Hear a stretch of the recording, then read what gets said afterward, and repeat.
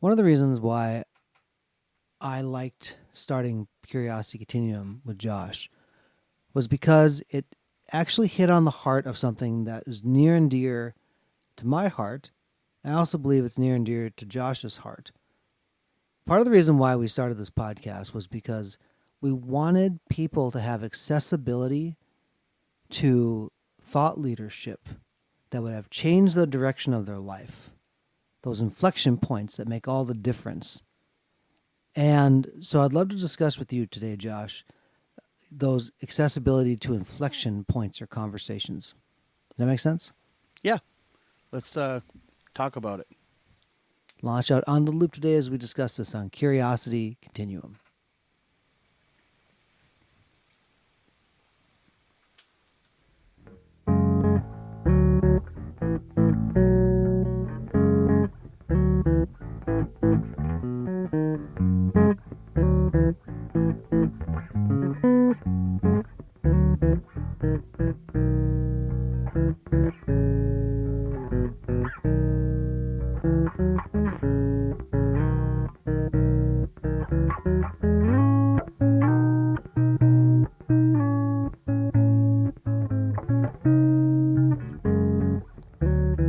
Hey, everybody, this is Brian. And this is Josh. Welcome to the podcast for Curiosity Continuum. Curiosity Continuum is an industry innovating, non-traditional company passionate about growing wisdom in the next generation. We are the essential bridge between the analog and digital worlds by building collaborative communities that unleash the power of adaptive expertise and innovation needed to thrive in the 21st century. We combine and mix essential elements needed to empower people to succeed in new ways, not possible outside of a creative, thoughtful, diverse community of fellow curious people. Follow us on your favorite podcast app to receive notifications of new content.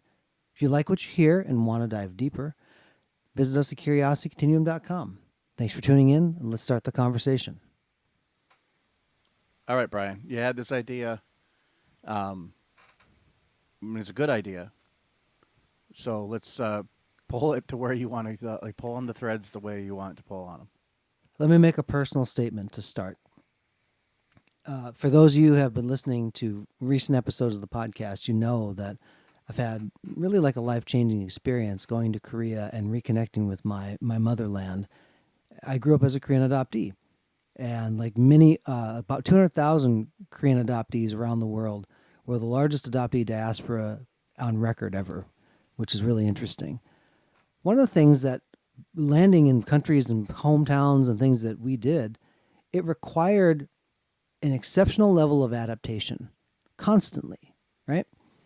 Also growing up in the generation in America where it's like the power of positive thinking. You can be whatever you want to be. Yeah. Go and get it. Yeah, exactly. And we've talked on this topic before.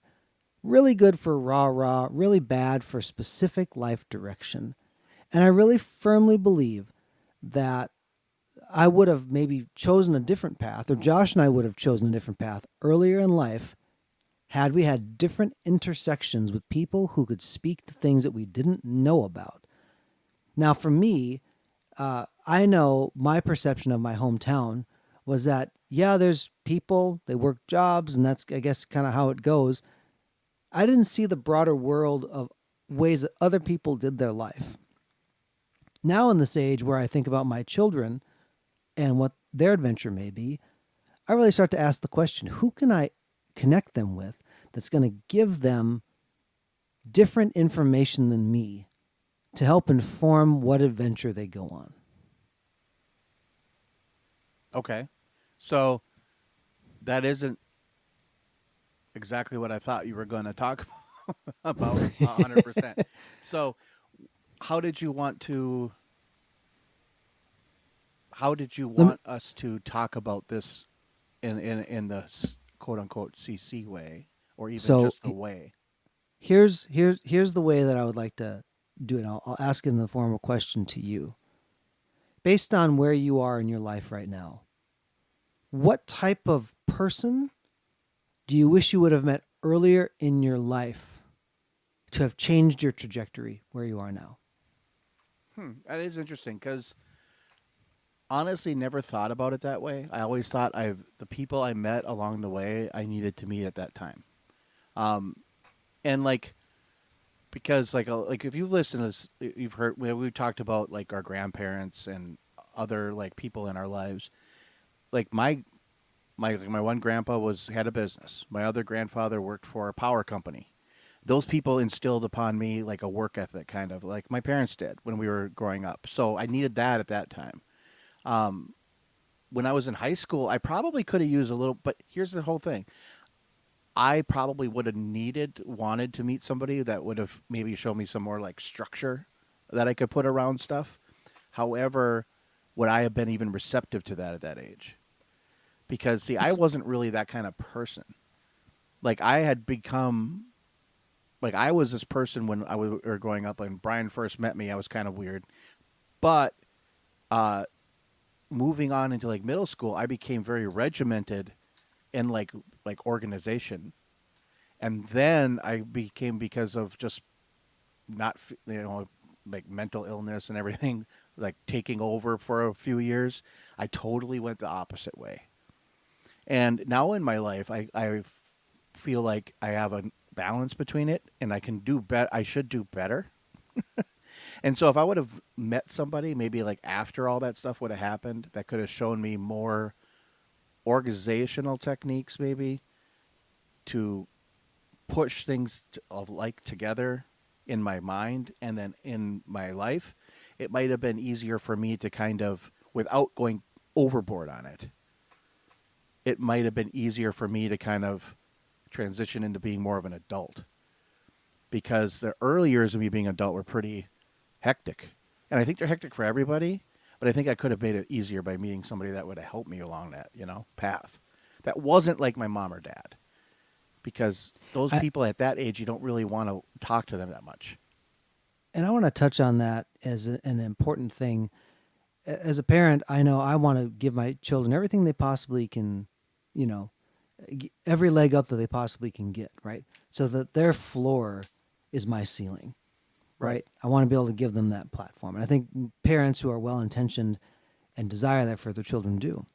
But you touch on a really interesting concept, which is important, where there's people in the community, in the village, that could say things, even the parents might have exactly said, they will hear it differently because it's not mom or dad. And that particular voice, we can't go backward. We can't go back and say, well, now I met this person and now I have alternate 1985, like in Back to the Future too. Right. There's no Gray's Sports Almanac that you can send to the back to the, to the past to change the outcome now. We only have now, and we can only move forward from now. But if you look at your station and you look back to younger people, they're in the place that you were. And to Josh's point, they may not be receptive to it, but there are things that could happen. So some of this may be alternate universe sounding realities, but I'm going to pose this question to Josh. If you and I had heard a message from people who are entrepreneurial to say, yeah, this is how you could actually roll, what would you have done to prepare yourself for the world of entrepreneurship and doing your own thing outside of a 9 to 5? How would that have changed what you would choose to do at that time? All things Probably, considered equal. yeah. I think if I had even like that, like somebody to talk to about like that kind of stuff, um, I would have probably chose to do something totally different. I think I might have chose to say, oh, maybe let's start a business or let's be our own boss. Because I think that's always the goal of that kind of person is that you don't want to be like told what to do. Like we're pretty good in the United States. Like, don't tell me what to do, right?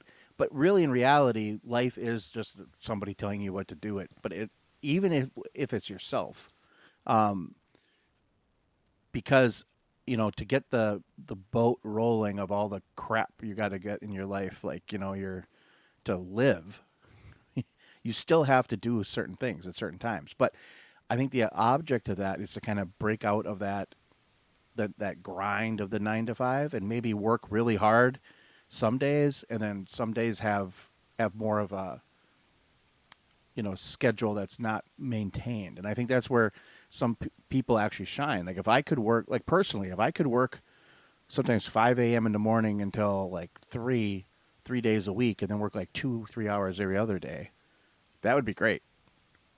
But I can't do that for like a corporation. I have to be working for myself to do that. Uh, or if I wanted to really push it for like 2 weeks and then take like 2 weeks where it's not that hard.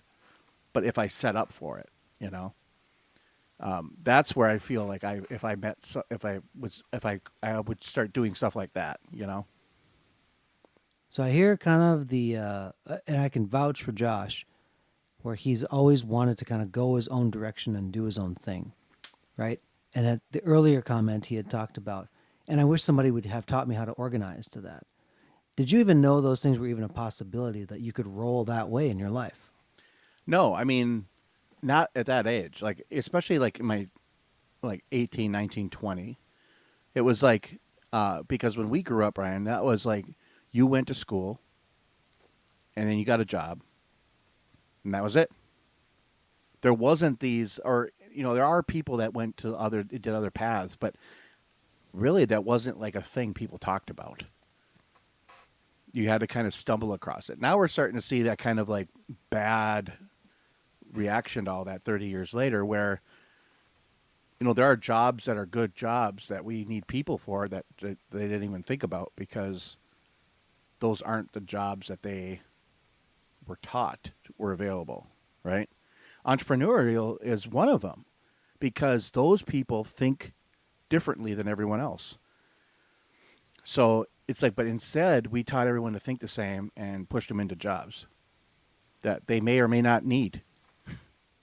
This is something that I heard recently about from another Korean adoptee who ran a startup in Korea, and the educational system there is hyper rigorous. When you hear about this is the exam that will determine the rest of your life, Korea is one of those countries where that is still the thing. Really rigorous, and lots of time and effort going into making that happen. And in the cycle that they're in, and I think you look at the cycle of the world, those jobs aren't necessarily there. Despite your effort, despite everything you've poured into it, the outcome may not be available to you because you did that. And I think that's something that I had to learn a little bit of the hard way when getting out into the real world, is that the academic realities of what you were doing didn't necessarily mean that that is what happened. And I wish that had been, well, of course I do this thing and then this is the job I get. And of course, and in my mind, I was saying like, well, of course it works this way. And I wish somebody would have come to me and said, it could, it may not. Another way it works is blank. Because I think it would have stopped to reconsider what some of the adventures in my life would have been. Right. If somebody would have said to Josh and myself, like, hey, you could figure this out and you're going to have to spend probably 2-3 years to get stuff together and work at it. And I think about like the vim and vigor that we had in our 20s, or like even earlier than that, like right out of high school. Way different adventure. Way Yeah. different kind of way your life could go. And again, we are where we are, and we choose to keep doing the things we're doing because that is an adventure worth going on. Yeah, and I think the point of this is not the shameful look back, right? But it's really the look forward at what can be. So this is something that's like, okay, what do I want to do now to kind of like push that? Now, yeah, I can't stay up 3 days in a row like I could when I was young, and so I have to pace myself and more manageable expectations.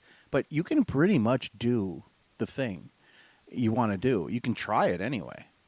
And I think a lot of people would probably feel more fulfilled if they actually wanted, like, that thing you wanted to try. Because I think everybody has that, like, at least a lot of people I know have that, like, oh, I wanted to do this one time. And I'm like, well, why didn't you? And they're like, well, it's too expensive. Or, it's like, I had to work this other job. Well, yeah, but you have free time. And it might not be a lot. But you have some kind of time that you could start what do you have to do today to get yourself a little bit closer to that goal? And I think if you organize it out like that, you could make it into manageable steps. Let's put a comma here in the conversation. I think the first part of knowing to access something is actually where you're aware of that something's available. And I think it might be good to put it in a part two of some kind ish, where Yeah. we start talking about actually accessing those things. What do you think? Yeah, let's do that. Until next time, folks, this is Brian And this is Josh. for Curiosity Continuum.